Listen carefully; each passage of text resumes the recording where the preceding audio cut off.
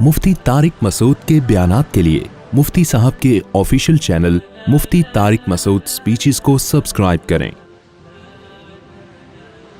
अस्सलाम वालेकुम वरहमतुल्लाहि वबरकातुहू। मैं आपके सिर्फ 10 मिनट लूँगा, ब्रेक का टाइम है। आप लोग मेरा ख्याल है काफ़ी थक गए हैं। हज़रत मुफ्ती इनाम साहब हमारे साथ इस सफ़र में मौजूद होंगे। कोई भी मसला हो आप इनसे पूछते रहें, कोई इमरजेंसी नहीं है। अच्छा, हज के मसाइल जब सुने जाते हैं ना तो लोग काफ़ी परेशान होते हैं, तो इसमें सबसे पहले आपने घबराना नहीं है, क्योंकि हमारे साथ हैं। अब जैसे जैसे ये करते हैं वैसे वैसे करते रहिएगा। देखिए, नबी सल्लल्लाहु अलैहि वसल्लम ने जब ज़िंदगी में आप सल्लल्लाहु अलैहि वसल्लम ने हज किया तो इस्लाम में वो पहला हज था जो इस्लामी तरीक़े के मुताबिक किया गया है। तो कैसे हुआ, कितने आराम से, जैसे जैसे नबी सल्लल्लाहु अलैहि वसल्लम ने किया सहाबा ने भी वैसे ही कर लिया। तो इसलिए लोग कुछ, मैं चेहरों पे देख रहा हूँ, लोग कुछ परेशान से हो रहे हैं, क्या करना पड़ेगा, पता नहीं किस मुश्किल में फंस जाएंगे हम। तो मुफ्ती इनाम साहब के माशाल्लाह 19वां हज होगा आपका, 19वां या 20वां हज होगा, तो वो बहुत एक्सपर्ट हैं। हज का फ़लसफ़ा क्या है 5-10 मिनट में आपकी खिदमत में पेश करूँगा। देखें, अल्लाह ताला ने हमें पैदा किया ना, हम डार्विन की थ्योरी के कायल नहीं है कि हम बंदर से बने हैं। इस पे बहुत सारे सवालात होते हैं। साइंस इस बारे में मज़हब के ख़िलाफ़ नहीं है, क्योंकि कोई ये बात साबित शुदा नहीं है कि इवॉल्व हो के हम वजूद में आए हैं। इंसानी आँख, नाक, कान खुद ब खुद कुछ भी नहीं बन सकता। मैं अक्सर बयानात में एक मिसाल देता हूँ। मेरे सामने यहाँ गिलास रखा हुआ हो और बयान के दौरान मेरा हाथ उस गिलास पे लगे और गिलास गिर के टूट जाए, तो आप मुझसे पूछने का हक़ रखते हैं कि मुफ्ती साहब आपने गिलास क्यों तोड़ा। क्या ख्याल है, ये हक़ रखते हैं ना? मैं कह सकता हूँ कि मैंने तोड़ा नहीं है भाई, बयान के दौरान गलती से हाथ लगा और वो गिलास टूट गया।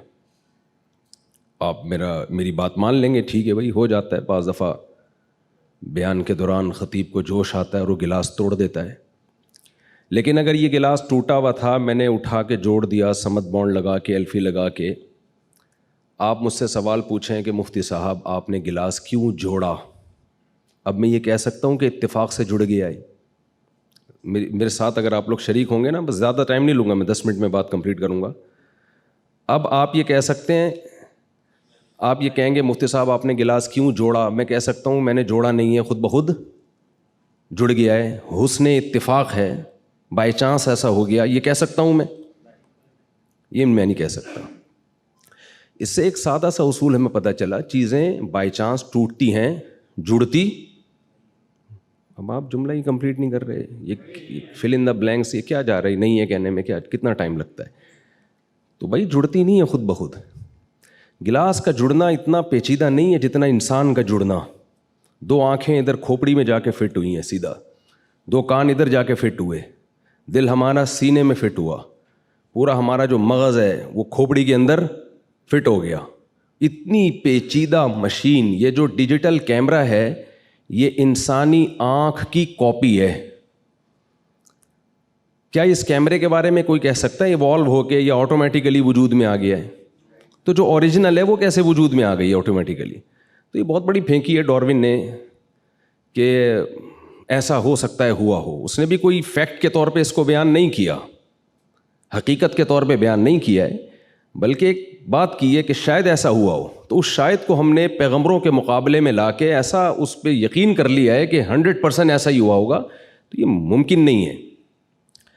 तो हम खुदा के मानने वालों में हज वही करता है जो खुदा के वजूद पर यकीन रखता है। जिसको खुदा के वजूद का यकीन नहीं है तो वो क्यों हज करेगा भाई? वो उसके लिए तो अल्लाह ही नहीं है, तो फिर अल्लाह का घर क्या और मिना क्या और अरफात क्या, ये सब बातें उसके लिए बेमाना हो जाती हैं। अब खुदा को मानने वाले की 2 किस्में, एक वो हैं जो मानते हैं, बस ऐसे मानते हैं कि है, क्या करें, है तो क्या करें भाई। बहुत से ऐसे लामज़हब लोग हैं जो कहते हैं हम गॉड पे बिलीव रखते हैं, इस कायनात को किसी ने बनाया। आप आर्टिफिशियल इंटेलिजेंस से पूछें तो उसका भी यही जवाब है कि कोई गॉड है, कोई है जिसने इस कायनात को बनाया और इस निज़ाम को चलाया है। लेकिन अल्लाह ऐसे मानने वालों को मानता नहीं है। ये ऐसा ही है जैसे आप कहें ये मेरे वालिद साहब हैं, ये मेरी वालदा हैं। वालिद साहब आपको कोई काम कहते हैं, आप करते नहीं हैं। आप آئی ڈی کارڈ میں اپنے نام کے ساتھ والد صاحب کا نام ڈالنے کے لیے تیار نہیں ہے، لیکن آپ سے جب پوچھا جاتا ہے کہ آپ کے والد صاحب کون ہیں، آپ کہتے ہیں یہ جمشید صاحب میرے والد صاحب ہیں. تو جمشید صاحب بولیں گے بیٹا ایسے تکلف کی ضرورت کیا ہے جب تم میری ایک بات مانتے نہیں ہو، آئی ڈی کارڈ میں اپنا نام میرے نام کے ساتھ ڈالنے کے لیے تیار نہیں ہو، تو یہ خام خواہ میں تکلف کہ یہ میرے والد صاحب ہیں، یہ میری والدہ ہیں، اس تکلف کی ضرورت نہیں ہے. تو خدا کے ماننے والے بھی دو قسم کے ہوتے ہیں. کچھ تو ایسے ہوتے ہیں جو جیسے انگریزوں میں آپ نے دیکھا ہوگا جب کوئی پرابلم ہو کہتے ہیں اوہ مائی گاڈ، کہتے ہیں نا، گاڈ کو تو وہ بھی مانتے ہیں. اب آگے گاڈ ان سے کیا مطالبہ کرتا ہے؟ گاڈ کہتے ہیں زنا حرام ہے، بدکاری حرام ہے. انگریز مانتا ہے اس کو؟ کہتے ہیں جاؤ، کہتے ہیں ہماری انڈیویجول لائف ہے، ہم انڈیپینڈنٹ ہیں، ہم جو چاہیں کریں. گاڈ کہتا ہے کہ شراب حرام ہے، گورا مانتا ہے اس کو؟ اگر نہیں کہیں گے نا سب لوگ تو مجھے ذرا خوشی ہوگی. جی بالکل. گاڈ کہتا ہے کہ لا تقل لہما اف، بوڑھے ماں باپ کے سامنے اف بھی مت کرو. گورا کہتا ہے اف تو دور کی بات، بڑھاپے میں اولڈ ہاؤس میں جمع کرا کے آ جاتا ہے وہ، ٹینشن ہی ختم کرو بھائی. گاڈ اس بات پہ راضی ہوتا ہے؟ گاڈ تو کہتا ہے ووصینا الانسان بوالدیہ، ہم نے وصیت کی ہے کہ اللہ کے بعد سب سے بڑا حق کس کا ہے؟ ماں باپ کا. تو گورے کا بھی گاڈ سے ایک رشتہ ہے جو نہ ہونے کے برابر. نہ وہ شراب کو حرام کہتا ہے، نہ وہ بدکاری کو حرام کہتا ہے، نہ وہ فیملی سسٹم کو اس کی کوئی ویلیو ہے ان کی نظر میں. چچا خالو پھپھا کا لفظ ہی ان کی مارکیٹ سے شارٹ ہو گئے ہیں، پورے رشتے ہی مارکیٹ سے. ان کی مارکیٹ میں ہر چیز ملے گی آپ کو، رشتے نہیں ملیں گے. تو اللہ جو ہے اسلام کی صورت میں جو اللہ نے ہمیں دین دیا، دین برحق دیا، اس میں دو چیزوں کا نام ہے اسلام. کہ آپ کا ریلیشن، یعنی اسلام کو اگر آسان لفظوں میں ایکسپلین کیا جائے تو اسلام از دا نیم آف ریلیشن شپ. اسلام نام ہے ریلیشن کو قائم کرنے کا، کہ آپ انڈیویجول نہیں ہیں، انڈیپینڈنٹ نہیں ہیں. آپ کو پیدا کرنے میں کسی کا ارادہ ہے، پھر آپ جب پیدا ہوئے تو آپ کو پالنے میں آپ کے ماں باپ نے مدد کی ہے. خلق من الماء بشرا فجعلہ نسبا وصہرا. اللہ کہتے ہیں ہم نے ایک پانی سے بنایا اور دو خاندان دے دیے تمہیں، ایک ددیال اور ایک ننیال اور ایک سسرال. یہ اللہ نے سسرال کا تذکرہ کیا، اگرچہ مجھے ڈر لگ رہا ہے کہتے ہوئے، لیکن فجعلہ نسبا، ایک نسب والا خاندان اور ایک بلوغت کے بعد سسرال والا خاندان. تو یہ ریلیشن ہے خاندان کا، اور ایک ریلیشن ہے خالق اور مخلوق کا. تو اسلام دو چیزوں کا نام ہے کہ اپنا رشتہ اللہ سے بھی مضبوط کرو اور مخلوق سے بھی مضبوط کرو. مخلوق سے ریلیشن کیسے مضبوط ہوگا اس کی ڈیٹیل بیان کی ہے. ایسے گوروں کی طرح ہوائی باتیں نہیں کی ہے، ویمن رائٹس اور ہیومن رائٹس، خام خواہ کے فضول نعرے ہوائی جس کا کوئی نہ سر نہ پاؤں. آپ انگریزوں سے پوچھیں کہ ویمن رائٹس کیا ہیں تو وہ کہیں گے کہ ہر خاتون سے آپ اچھے طریقے سے بات کریں، کسی سے آپ دل آزاری نہ کریں. بھائی ہیومن رائٹس کیا ہیں؟ بھائی سب چوری نہ کریں اور کسی پہ ظلم نہ کریں. لیکن اگر آپ اسلام سے پوچھتے ہیں کہ خواتین کے حقوق کیا ہیں تو اسلام کہے گا کس خاتون کی بات کر رہے ہو؟ بھائی ماں کی بات کر رہے ہو تو اس کے الگ رائٹ ہیں، بیٹی کی بات کر رہے ہو تو اس کے الگ رائٹ ہیں، بہن کی بات کر رہے ہو تو اس کے الگ رائٹ ہیں. بیٹی کے رائٹ کیا ہیں؟ آپ اپنی وراثت سے اس کو محروم نہیں کر سکتے. انگریزوں میں یہ حق ہے، مغربی دنیا میں حق ہے کہ آپ بیٹی کو وراثت نہ دینا چاہیں تو آپ کا یہ رائٹ ہے. اسلام میں کیا ہے کہ بھئی آپ بیٹی کو وراثت سے محروم نہیں کر سکتے. تو رائٹ کس میں زیادہ ہوئے؟ اسلام میں زیادہ ہوئے نا. تو ایک ایک رائٹ کی ڈیٹیل بیان کی ہے، ماں کے حقوق، بیوی کے حقوق، بیٹی کے حقوق، بہن کے حقوق. اسی طرح اسلام میں خالق کے بھی کچھ حقوق ہیں. صرف اوہ مائی گاڈ کی حد تک آپ نے خدا کو یاد نہیں کرنا، اتنا کافی نہیں ہے. تو اللہ نے مخلوق کے خالق سے ریلیشن کے لیے ہمیں 5 ارکان دیے ہیں.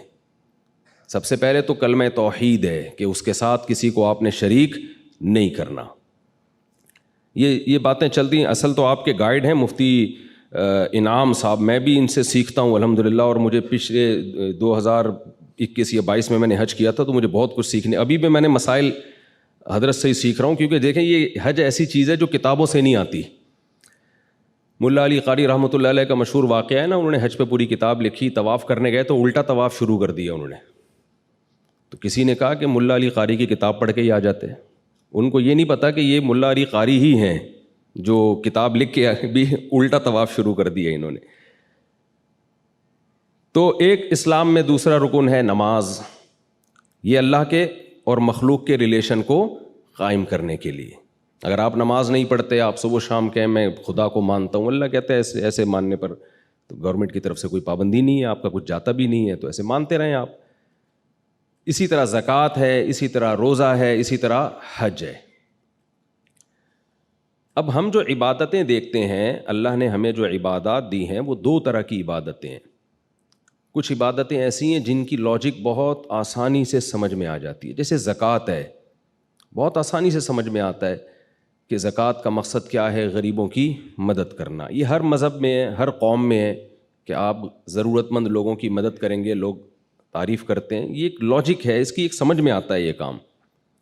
نماز سمجھ میں آتی ہے, آپ وضو کرتے ہیں, صاف ستھرے ہو کے مسجد جاتے ہیں, اللہ کے سامنے جھکتے ہیں, اس کی تعریفیں کرتے ہیں, سبحان ربی الاعلیٰ, سبحان ربی العظیم, ایاک نعبد و ایاک نستعین. لیکن اللہ تعالیٰ کچھ عبادات ہمیں ایسی دیتے ہیں جن کی سرسری غور جب آپ کرتے ہیں تو اس کی کوئی لاجک سمجھ میں آتی نہیں ہے کہ یہ کیوں ہے. تو اس کی ایک ہی لاجک ہے, وہ لاجک یہ ہے کہ میں یہ دیکھنا چاہتا ہوں تم میرے بندے ہو, میرے غلام اپنے آپ کو سمجھتے ہو یا نہیں سمجھتے. آپ نے فوج میں دیکھا ہوگا ٹریننگ کے دوران نا, بعض دفعہ کیا ہوتا ہے, فوجی آفیسر کیڈٹ کو بولتا ہے کہ جاؤ یہ کین یہاں سے اٹھا کے وہاں رکھ دو. وہ بیچارہ بھاگا بھاگا جا رہا ہوتا ہے, رکھ کے آتا ہے, کہتا ہے واپس اٹھا کے لے آؤ. کہتے ہیں سر آپ نے وہاں رکھوایا کیوں تھا جب واپس لے کر آنا تھا. تو وہ کیا سکھاتے ہیں, آرڈر از آرڈر. ان کو پتہ ہے جنگ میں اگر ضرورت پڑی نا کہ یہاں سے وہاں جاؤ, اور یہ مناظرہ کرنے لگ گیا کہ سر کیوں جاؤں, تو جنگ میں شکست ہو جائے گی. تو آفیسر کی اطاعت سکھائی جاتی ہے. کچھ ایسے کام کروائے جاتے ہیں بھائی تمہاری سمجھ میں آئے نہ آئے تم نے کرنے ہیں. تو حج بھی اسی ٹریننگ کا نام ہے. اللہ کہتے ہیں کہ میں جو کہہ رہا ہوں تم نے کرتے رہنا ہے, بس یہ نہیں پوچھنا کہ کیوں. یہی اس کی ایک لاجک ہے. دیکھیں اسلام میں لباس, گورے اس بات کا اعتراف کرتے ہیں کہ سلا ہوا لباس پہننا یہ مسلمانوں نے یہ دنیا میں پھیلایا ہے یہ, لیکن حج میں ہم سے سلا ہوا لباس چھین لیا جاتا ہے. مجھے آپ بتائیں اسلام میل کچیل کو پسند کرتا ہے یا صفائی کو؟ کبھی آپ نے سنا کہ جو جتنا گندا میلا ہوگا جنت میں اعلیٰ مقام پر ہوگا, یا مسجد میں جتنا میل؟ نبی صلی اللہ علیہ وسلم نے تو جو پیاز کھا کے, کچا پیاز کھائے نا, اس کو کہا ہے کہ لا یقربن مصلانا, مسجد آنا تو دور کی بات قریب بھی نہ پھٹکے. اتنی نفرت تھا. حالانکہ پیاز کی اسمیل کوئی بہت زیادہ نہیں ہوتی. پسینے میں آیا کرتے تھے صحابہ کرام جمعے کی نماز میں, آپ نے حکم دیا غسل کر کے آؤ, کراؤڈ ہوتا ہے تو سب نہا دھو کے آئیں گے. تو اسلام میں صفائی کی اہمیت ہے. لیکن حج میں نبی نے فرمایا جتنا میلا کچیلا پراگندہ بال والا ہوگا ایسا حاجی اللہ کو محبوب ہے. روٹین سے ہٹ کے کچھ کام کروائے جا رہے ہیں ہم سے. عام طور پر سر ڈھانکا جاتا ہے, لیکن حج میں آپ کو سر ڈھانپنے کی اجازت نہیں ہے. نبی صلی اللہ علیہ وسلم نے ساری زندگی بال رکھے ہیں, کہیں بھی آپ سے سر منڈوانا ثابت نہیں ہے, لیکن حج کے موقع پہ سر منڈوایا جاتا ہے. اب آپ حیران ہوتے ہیں کہ ہم گئے, اتنی ہم نے اسٹرگل کی, منا گئے اور رمی کی, اور اتنے تھک ہار کے ہمیں انعام کیا دیا جا رہا ہے, سر منڈا کے واپس آؤ. کبھی آپ نے کوئی ایسا مہمان دیکھا, میزبان دیکھا جو اکرام کے طور پر آپ نے اس کے لیے اتنی محنت کی, اسٹرگل کی, اور وہ آخر میں کہے کہ بھائی آپ نے کیا کرنا ہے, سر منڈانا ہے. تو یہ ان لاجیکل کام ہے. نمازیں ہمیشہ وقت پہ پڑھی ہیں, حج میں نمازوں کے ٹائم کو چینج کیا گیا کہ مغرب کو آپ نے عشاء کے ساتھ پڑھنا ہے. پھر صفا مروہ کی سعی آپ دیکھیں, نہ اس میں رکوع ہے نہ سجدہ ہے. اس پہاڑ پہ چڑھنا ہے, اترنا ہے, اس پہاڑ پہ چڑھنا ہے, اترنا ہے, اور بیچ میں دوڑنا ہے. کوئی لاجک بنتی ہے اس کی؟ بس اللہ کہہ رہے ہیں بھائی لاجک, جس کو لاجک چاہیے, جس کو وہ گھر پہ ہی رہے. پھر وہ عجب گھڑی تھی کہ جس گھڑی لیا درس نسخہ عشق کا, کہ کتاب عقل کی طاق میں جو دھری تھی سو وہ دھری رہی. ایک شاعر کہتا ہے جب مجھے عشق ہوا تو عقل کی کتاب میں نے جس الماری میں رکھی تھی نا وہ وہیں کی وہیں رہ گئی. تو حج اصل میں دیوانگی کا ایک نام ہے. اللہ تعالیٰ کہتے ہیں اپنی پرسنالٹی کو اور اپنی عقل کو, جس کو میں پیار سے کھوپڑی کہتا ہوں, اس کو تھوڑی دیر کے لیے گھر میں رکھ کر آؤ اور جیسے جیسے آرڈر دیا جا رہا ہے ویسے ویسے کرتے رہو. تو آپ حاجیوں کو دیکھیں, ایک عجیب دیوانگی ہوتی ہے. یہاں سے منی جا رہے ہیں, منی سے پھر عرفات جا رہے ہیں, عرفات سے پھر یہاں آ رہے ہیں. بھائی جب واپس آنا تھا تو ادھر ہی ٹھہر جاتے, نہیں اب رات کو مزدلفہ گزارنا ہے آپ نے, پھر رمی. یہ جو ابھی مفتی صاحب فرما رہے تھے چھوٹا شیطان, درمیانہ شیطان, بڑا شیطان, تو نئے آنے والے لوگ سمجھتے ہیں کہ وہاں سچی مچی کا شیطان موجود ہے. سچی مچی کے شیطان تو یہاں جتنے پاکستان میں اتنے سعودی عرب میں نہیں ہیں, تو وہاں جانے کی ہمیں ضرورت ہی نہیں ہے. شیطان نہیں ہے وہاں پہ, ایک علامت ہے کہ یہاں شیطان نے حضرت ابراہیم کو ورغلانے کی کوشش کی تھی. وہ ایک نشانی ہے, ایک عمارت قائم کی ہے. وہ عمارت بھی سعودی گورنمنٹ نے بنائی ہے تاکہ لوگوں کو پتہ چلے بھئی یہاں کنکری مارنی ہے. نہ وہاں شیطان ہے, نہ وہاں کسی کو کنکری لگ رہی ہے. ٹھیک ہے, شیطان اس سے ناراض تو ہوتا ہے کہ ابراہیم علیہ السلام کی سنت کو زندہ کیا جا رہا ہے, لیکن آپ نے وہاں 7 کنکریاں مارنی ہیں. تو یہ سارے کام ہم سے کروائے جاتے ہیں یہ بتانے کے لیے کہ تم خدا کے وجود پر صرف اوپر اوپر سے ایمان رکھتے ہو یا خدا کو ریئل لائف میں بھی گاڈ اور خدا اللہ جو ہے وہ موجود ہے. تبھی نبی صلی اللہ علیہ وسلم نے فرمایا کہ حج مبرور جو ہے اس سے انسان کے ایسے گناہ معاف ہوتے ہیں جیسے آج پیدا ہوا ہو. وہ اگر صحیح طرح سے حج کیا جائے, اس فلسفے کو سامنے رکھ کے کیا جائے کہ ہم اللہ کے وجود پر یقین رکھتے ہیں, اور ایسا یقین رکھتے ہیں کہ اللہ, دیکھیں ابراہیم علیہ السلام نے جب اپنے بیٹے کو ذبح کرنے کے لیے لٹایا ہے, اس کی کوئی لاجک بنتی ہے کیا؟ کوئی اس کی حکمت سمجھ میں آتی ہے؟ اس معصوم بچے نے کیا کیا تھا؟ کچھ بھی نہیں کیا تھا. لیکن جب اللہ کہہ رہا ہے, اللہ ویسے بھی تو موت دے سکتا ہے کسی کو, جب اللہ کہہ رہا ہے تو بس کرنا پڑے گا. تو یہی قربانی کا بھی فلسفہ ہے, یہی حج کا بھی فلسفہ ہے. تو حج میں بھی آپ کو, کیونکہ بہت سے لوگ جاتے ہیں, پچھلے سال 2-3 سال پہلے میں گیا تھا تو کچھ لوگ مولانا لوگوں سے لوگ سوال پوچھتے ہوئے بھی ڈر رہے ہوتے ہیں کہ ایسا نہ ہو کہ کوئی فتویٰ نہ لگا دیں ہمارے اوپر. دل میں کچھ خیالات ہوتے ہیں. ایک صاحب آئے کہنے لگے مفتی صاحب یہ سمجھ میں نہیں آ رہا, ہم کبھی وہاں جا رہے ہیں, کبھی ہم یہاں جا رہے ہیں, کبھی ہم ایسے کر رہے ہیں, کبھی بیت اللہ کے چکر لگا رہے ہیں. میں نے کہا اگر سمجھ میں آ رہا ہوتا تو پھر یہ اتنی مزیدار عبادت تھوڑی ہوتی جتنی مزیدار عبادت ہے حج. حج مزے کی عبادت جب ہی بنتی ہے جب سمجھ میں نہ آ رہا ہو اور ہم کیوں کر رہے ہوں, صرف اللہ کے کہنے پر. تو یہی سمجھ میں آ رہا ہے ہمارے کہ اللہ ہمارا رب ہے, اس نے ہمیں پیدا کیا, کہتے جاؤ میرے گھر کا طواف کر کے آؤ, سعی کر کے آؤ. تو ہم جاتے ہیں, کر کے آ جاتے ہیں. تو جو اللہ پہ ایمان رکھتے ہیں وہ یہ کام خوشی خوشی کر لیتے ہیں, جو ایمان نہیں رکھتے وہ ساری زندگی سوچنے میں گزار دیتے ہیں. اللہ تعالیٰ ہمیں حج کی برکتیں نصیب فرمائے. یونیورسل بردر والوں کے ساتھ میں نے پہلے بھی حج کیا تھا, اس سال بھی ارادہ ہے. بہت اچھی سروسز دیتے ہیں, لیکن دیکھیں 100% دنیا میں کوئی بھی ٹھیک نہیں ہوتا, تھوڑی بہت اونچ نیچ ہو جاتی ہے. اچھا یہ ٹریول ایجنسیاں ہوتی بڑی ہوشیار ہیں. یہ آپ کو شروع میں مکہ مدینہ کے فضائل بتائیں گے, یہاں چپ رہنا ہے, شور نہیں مچانا, بالکل ایک لفظ نہیں بولنا. انہوں نے ناقص انتظام کیا ہوا ہوتا ہے, ناقص انتظام کیا ہوا ہوتا ہے اور پہلے سے ڈرایا ہوا ہوتا ہے بالکل چپ, تو انتظام ٹھیک نہیں ہوتا. تو اب آپ نے دیکھا یار یہ تو روٹی صحیح نہیں مل رہی ہے, تو دہی صحیح نہیں مل رہی ہے, تو کھانا صحیح نہیں مل رہا. اب آپ نے اتنے ڈرا دیا گیا ہوتا ہے کہ آپ کہتے ہو بھائی بس چپ ہی رہنا ہے ورنہ حج ضائع نہ ہو جائے.